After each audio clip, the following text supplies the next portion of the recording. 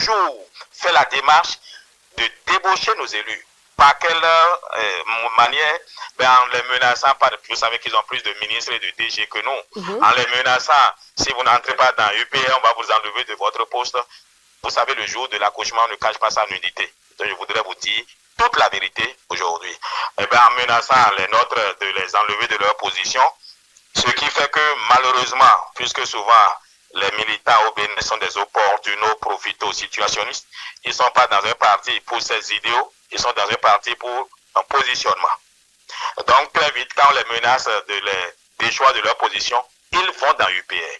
C'est donc pour cela que le chef de l'État a demandé que cela ne se fasse plus. Donc on devait faire un communiqué conjoint. Mais quand vous lisez ce qu'a écrit mon grand frère et ami Gérard Gbenochi, même s'il n'est pas psychologue de la communication, mais il ressort de son communiqué la vague impression qu'il y a une raz-de-marée, ou bien une saignée des militants ou bien élus du BR qui quittent le BR avec armes et bagages pour l'Union progressiste, le renouveau. Ce qui n'est pas le cas. Aujourd'hui, l'UPR, peut-être voulant bien faire, a fauté en n'attendant pas que le BR signe le communiqué ensemble. Et figurez-vous que c'est sur les réseaux sociaux que le BR, dont eux, ils attendent qu'il signe le même communiqué, a découvert ce torchon. Appelons les choses par leur nom.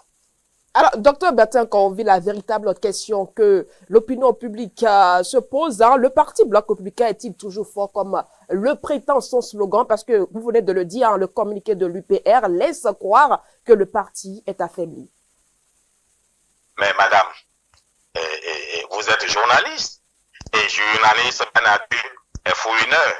Mais depuis là, dans les médias, mais la vague de démission, c'est de UPR vers LD. Et quand les gens quittent UPR, un parti qui est au pouvoir, qui en réalité a beaucoup de ministres, a beaucoup de députés, a beaucoup de maires, a beaucoup de directeurs centraux et autres, pour une opposition, on devrait se préoccuper de la santé politique de ce parti-là. C'est UPR qui est en difficulté. Déjà, Adrien Ongbedia a décidé de lui arracher son R. C'est UP maintenant, hein, ce n'est plus en principe UPR, hein, sinon aussi le R là, ce n'est plus renouveau, c'est le recalé. Adrien a décidé de partir. Voici un parti à qui on a confié un gros parti comme le PRD, qui déjà demande à divorcer.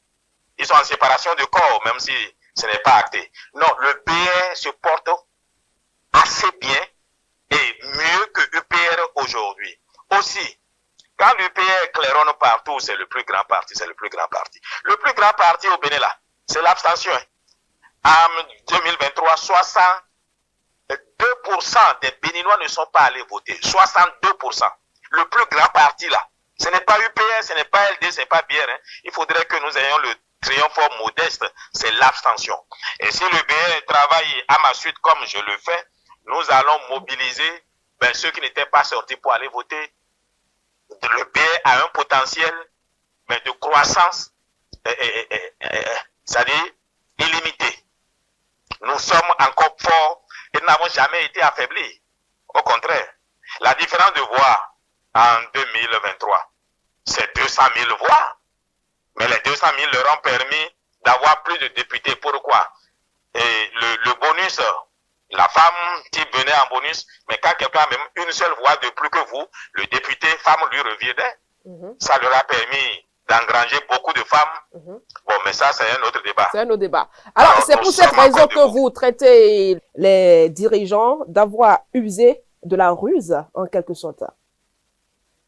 Oh, vous savez que la théorie de la ruse, de la rage en politique vient du président actuel de UPR.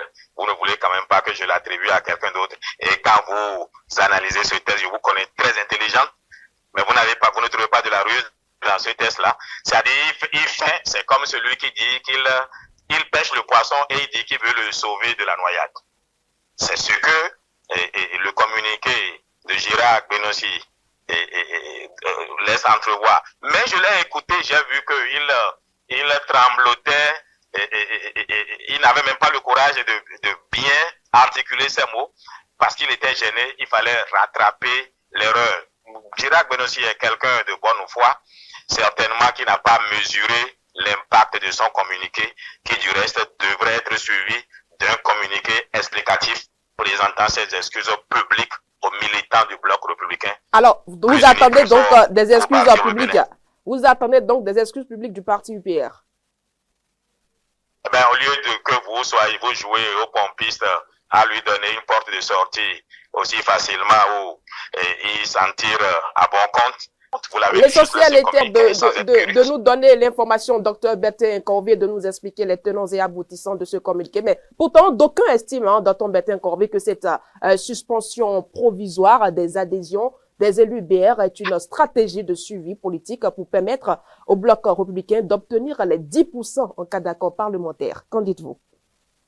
Mais c'est pour ça, justement, je dis, non, mais vous voulez que je m'en prenne aux commentaires qui suivent. Mais non, c'est ce que le communiqué de UPR a laissé entendre. Ce qui est totalement faux. Je vous dis que sur le terrain, mais c'est de UPR qu'on quitte pour aller à LD. Et ils ont perdu 10 de leurs élus à Kandi qui sont allés à LD. Ils ont quitté, c'est-à-dire un parti au pouvoir pour une opposition. Ça devrait vous interpeller. Adrien Ongbegi, PRD, puisque vous êtes à Porto-Novo, quitte le parti au pouvoir, le plus grand, comme ils le disent. Mais il faut dire la vérité, qui a plus de ministres, ça je vous le concède, et qui a plus de directeurs. Et ça, je voudrais profiter de votre antenne pour demander au président de la République qu'il faut qu'il corrige ça. Nous avons l'impression d'accompagner les autres. Mais chaque fois que le président Talon est attaqué, c'est le BR qui le défend. Sur Olivier Boko, on n'a pas entendu UPR opiner.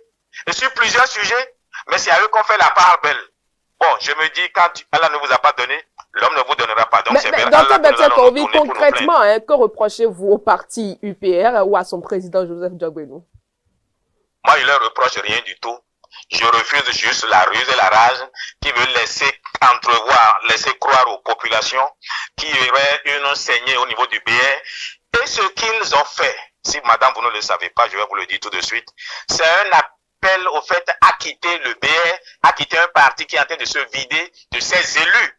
Puisqu'il a eu le courage de dire qu'on ne peut pas empêcher les militants à la base de sortir de leur parti. Donc il veut que nos militants quittent, aillent à l'UPR. C'est de ça qu'il s'agit. Mais bon, ils mourront sur leur chemin. Et moi, je suis là comme un soldat fidèle au poste. Nous allons défendre bec et ongle notre parti. Du reste, n'a même pas besoin d'être défendu. Le programme du bloc républicain est ce qu'il faut pour ce pays. Ce qui est malheureux, et qui à la limite est risible, c'est que un parti de gauche ne trouve pas anormal que des élus sur un parti de droite, c'est-à-dire le bloc républicain est un parti libéral, des gens qui sont élus sur un projet libéral aillent dans un parti progressiste et ils les acceptent et disent que c'est un communiqué qu'il faut faire. On devrait leur dire, mais c'est antinomique, vous ne pouvez pas quitter un parti libéral pour un parti de gauche. Il faudrait corriger cette loi-là. Si quelqu'un quitte son parti, le parti à partir duquel il a été élu, il faut qu'il perde son siège. Automatiquement, comme c'est le cas aujourd'hui au Sénégal. Vous quittez votre mouvance politique qui vous a fait élire, mais vous devez perdre votre siège. C'est ce qu'il faut commencer par faire. Ça montre au fait, vous devez avoir pitié de notre peuple. Notre classe politique n'a pas de vision. Ils sont très peu que vous allez appeler dans le bloc républicain qui vont vous dire pourquoi ils y sont. Qu'est-ce qui leur a plu dans le bloc républicain? Dans UPR, qu'est-ce qui leur a plu pour qu'ils soient dans UPR? Ils veulent juste être élus. Ils veulent être positionnés. Basta, il n'y a pas autre chose. Et ça dit que vous n'avez pas d'intérêt en faisant de la politique. Bon, là, ça c'est un autre débat, docteur Bertin Corvier. Allez-y, madame, je vais vous répondre. Non, je vais vous répondre. Je n'ai aucun intérêt immédiat à faire la politique. Sinon, je ne prendrai pas les positions que je prends qui énervent tout le monde. Parce qu'ils n'aiment pas la vérité. Et j'ai découvert que ce monde aime les menteurs. Et encore plus la classe politique béninoise. Ils ronronnent en cachette, mais jamais ils ne diront ce qui ne va pas, même pas au chef, il ne veut pas lui déplaire. Et un chef à qui personne ne dit ce qui ne va pas, selon lui, ne fera que des erreurs.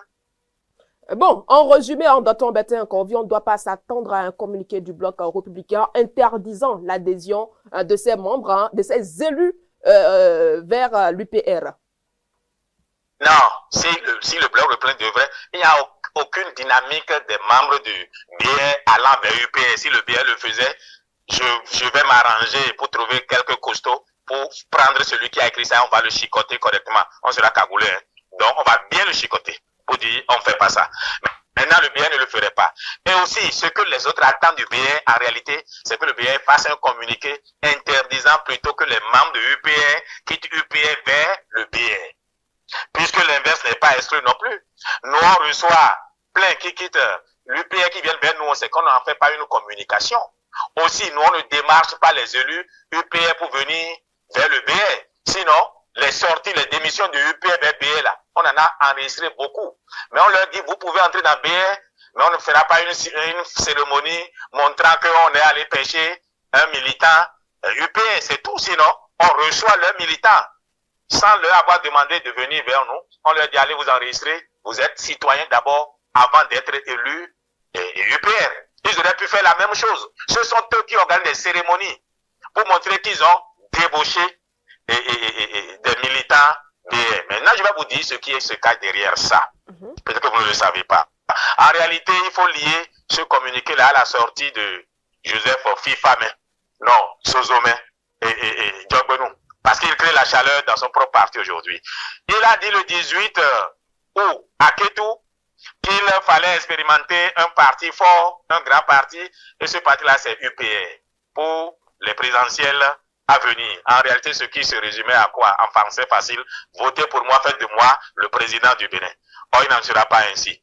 Le candidat que nous allons choisir sera le candidat que Patrice Talon aura désigné. Parce que la dynamique Talon doit continuer avec Talon au Talon. Maintenant, si Talon dit qu'il ne peut pas continuer, comme il le dit, oui, écoutez, comme il le dit lui-même, nous allons respecter son choix et nous vous demandons, Madame Latifa, de nous aider à travers votre média à faire comprendre à Patrice Talon que le peuple veut qu'il continue de l'an 2026. Mais s'il dit non, toujours, nous allons respecter son choix et c'est celui que lui aura désigné que nous allons tous soutenir. Maintenant, s'il dit Joseph Djogbenou pour sa propre perte, bon, nous allons échouer avec Djogbenou, il n'y a pas de problème. Vous serez quand même prêt à le soutenir. Exactement, vous serez prêt à le soutenir. Alors, merci à vous. Merci à vous, Dr Bertin Kouovi. Vous avez un mot de fin pour terminer? Appelez-moi Cheikh, Dr Bertin Kouovi. Est-ce votre mot de fin? Ben, je vous remercie pour de l'insi honneur que vous me faites de me donner parole.